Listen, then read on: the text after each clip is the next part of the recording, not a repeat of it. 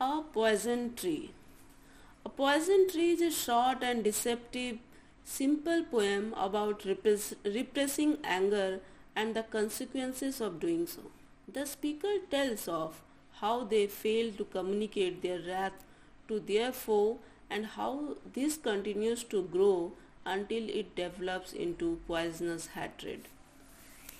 In a poison tree, the speaker presents a powerful argument against the suppression of anger by clearly laying out the benefits of talking about anger and the consequences of keeping negative emotions within. The poem implies to the reader that the suppression of anger is morally dangerous and leading only to more anger or even violence. Now let's start the poem. I was angry with my friend. I told my wrath did end.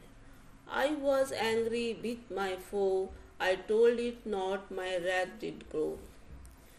So this stanza opens with how the persona was angry with his friend. He told his friend about his anger and the anger then disappeared. The persona then goes on to describe a scenario when he was angry with his enemy. He did not tell his enemy that he was angry. Thus, his anger kept on growing. The speaker recounts being mad at a friend. The speaker tells their friend about this anger, which subsequently went away. By contrast, when the speaker was angry with an enemy, the speaker kept quiet. Their anger then increased. Let's move to the next stanza.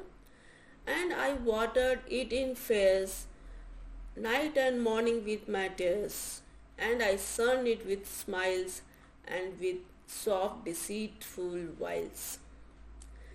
In stanza 2, the persona talks more on how his anger grows.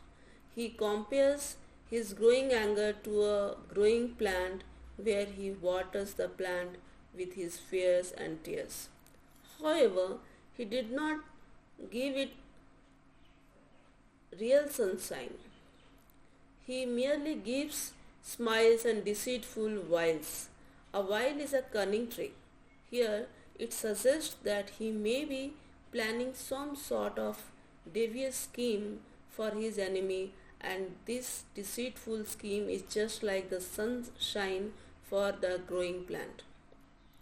The speaker cultivated this anger as if it were something planted in a garden, metaphorically nourishing it with fears and tears both day and night. The speaker smiles and other gentle deception used to hide the anger. In fact, only fed the anger further. Let's move to the next stanza. And it grew both day and night till it bore an apple bright, and my foe beheld it shine, and he knew that it was mine. Stanza 3 describes how the persona's effort eventually bore fruit.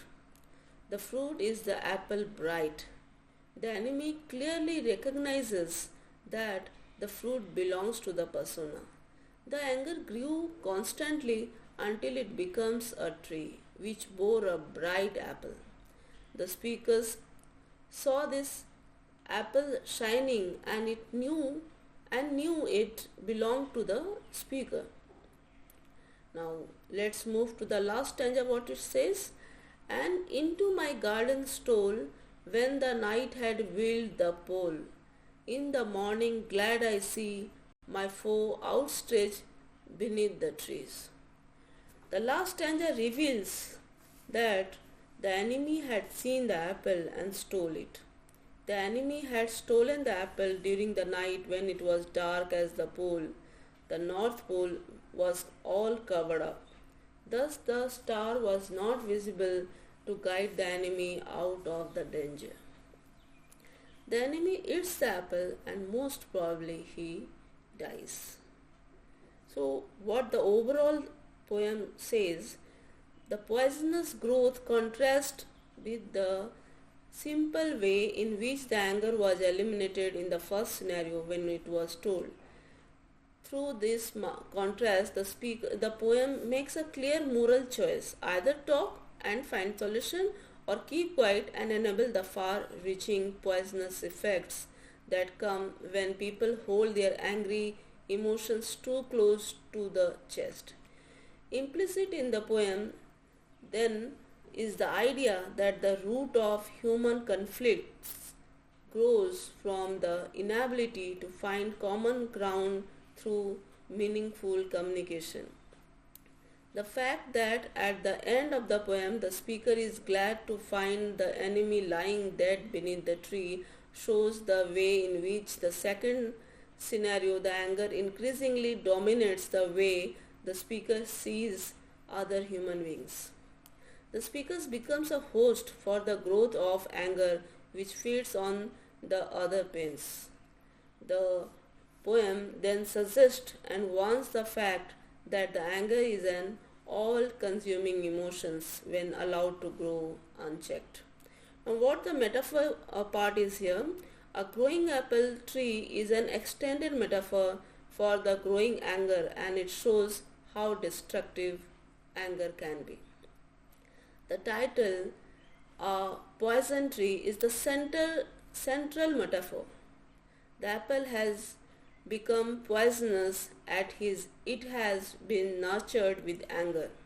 In other words, the tree grew with negative emotions. When we say angry for a long time, we may become a poison tree, a person full of negative emotions. Importance of communication. What is the importance of communication? As shown in the poem, if the persona had communicated with his enemy, his anger would have been controlled. However, his refusal to communicate has allowed anger to become something that is very destructive.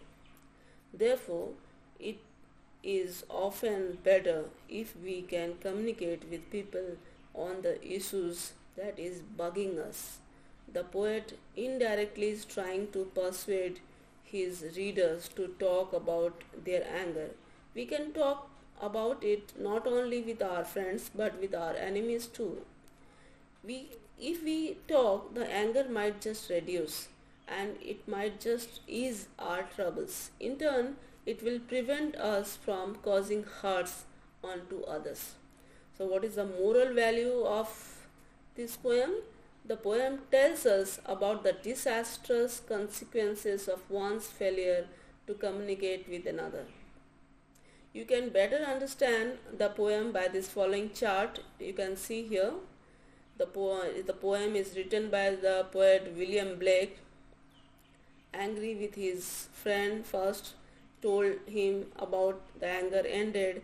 Angry with his enemy, did not tell it. Anger grew, gave more life to anger with his fears and tears, had bad thoughts behind his smile. Anger grew day and night, grew like a tree that bore an apple. Enemy saw it was shining. He came secretly into the poet's garden, ate the apple. In the morning, the poet's anger changed into gladness, and his enemy dead under the tree. I hope you have understood this poem very beautifully as I have explained in that way. And for any comments, you can write some comments if you want, if I can make any changes. Then thank you so much.